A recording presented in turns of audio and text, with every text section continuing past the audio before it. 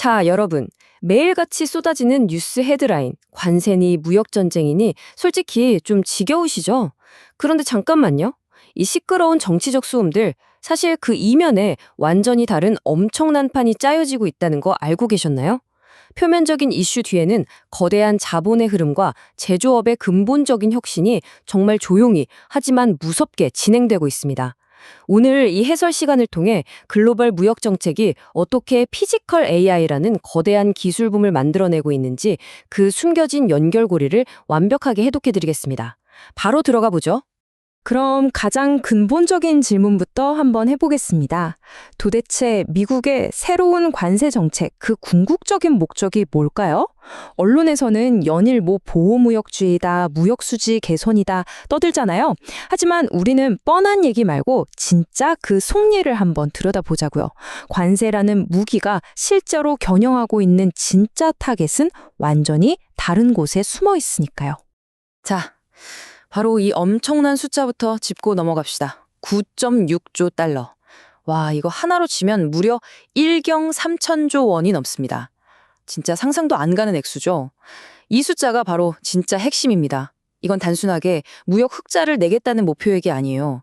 미국 정부가 전 세계로부터 유치한 대미 투자 약속 규모입니다. 그러니까 관세는 수입품을 막겠다는 핑계일 뿐이고 진짜 목적은 전 세계의 어마어마한 자본을 미국 땅에다 강제로 쏟아붓게 만드는 강제적 리쇼링 전략, 바로 이겁니다. 글로벌 상호관세율 데이터를 좀 뜯어보면 상황이 아주 흥미로워집니다. 관세라는 게 결국 국제시장을 꽉 쥐고 압박하는 아주 직설적이고 거친 무기거든요.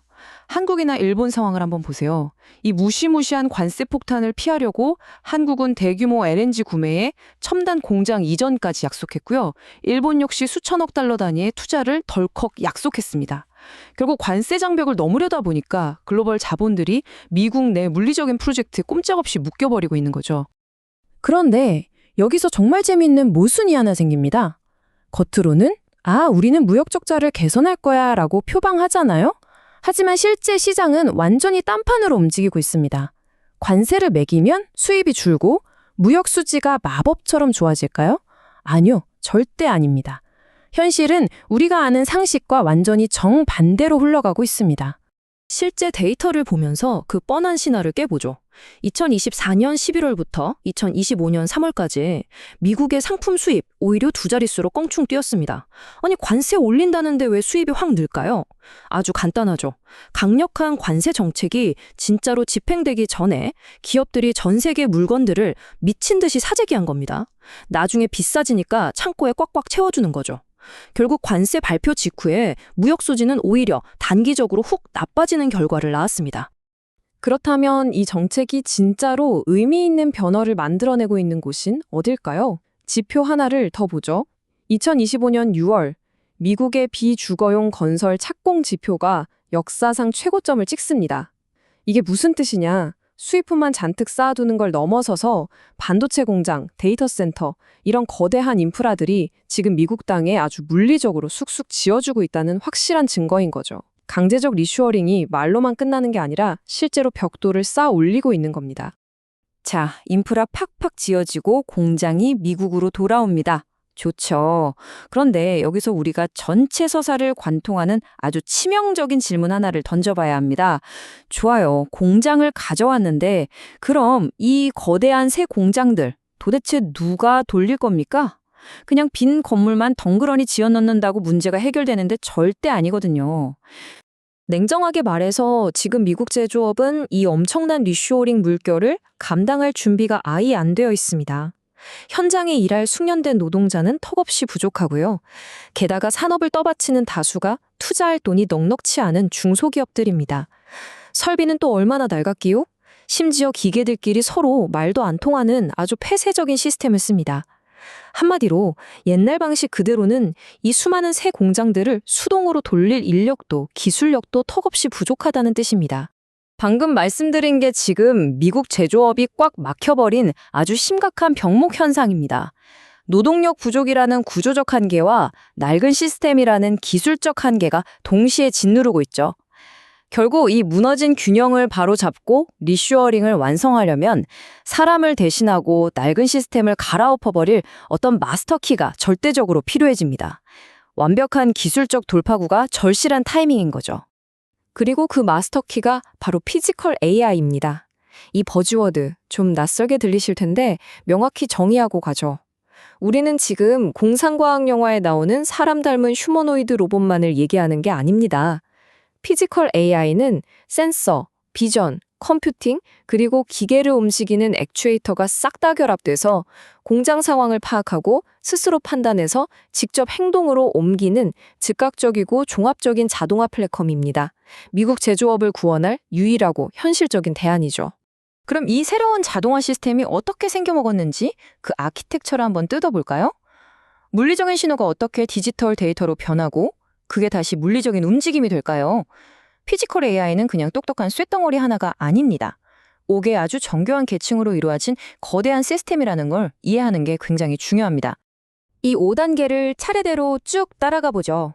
첫째, 카메라랑 센서로 상황을 딱 파악하는 인지. 둘째, 모은 데이터를 AI가 분석해서 판단을 내리는 두뇌. 셋째, 그 판단을 기계가 알아들을 수 있는 명령으로 바꿔주는 제어. 넷째, 모터 같은 걸로 실제 물리적인 움직임을 만들어내는 실행. 마지막으로 이 모든 게 하나로 뭉쳐진 자율주행차나 로봇 형태의 플랫폼. 이 흐름을 거쳐서 공장 안에 그 복잡하고 불규칙한 작업들이 척척 자동화되는 겁니다. 자, 그럼 제일 궁금한 얘기. 기존 공장들을 자동화할 때 실제 돈은 어디에 꽂힐까요? 이 비용 구조를 보면 우리 상식이 좀 깨집니다. 기존 공장에 협동 로봇 하나 들일 때요. 초기 비용의 무려 43.8%가 물리적인 실행, 즉 기계를 움직이는 구동부 계층에 들어갑니다. 그리고 시스템끼리 엮어주는 통합 과정에 34.2%가 쓰이죠. 놀랍게도 초기에 똑똑한 두뇌나 인지 쪽에는 돈이 그렇게 많이 안 듭니다. 결국 낡은 공장을 뜯어 고칠 때는 무거운 쇳덩이를 움직이고 기존 기계랑 안전하게 연결하는데 막대한 자본이 쏠린다는 뜻입니다. 그래서 여기서 정말 짚고 넘어가야 할 핵심 포인트가 나옵니다. 아까 미국 제조업체들 대부분이 중소기업이라고 말씀드렸죠? 그들이 무슨 수조 원씩 들여서 최첨단 메가 팩토리를 맨 땅에서 새로 짓겠습니까? 불가능하죠. 가장 현실적인 접근은 지금 쓰는 낡은 기계들 옆에 똑똑한 자동화 모듈을 딱딱 붙이는 겁니다. 사람처럼 걷는 휴머노이드가 나오기 전에 기계들끼리 데이터를 주고받게 만들고 복잡한 작업을 자동화하는 것.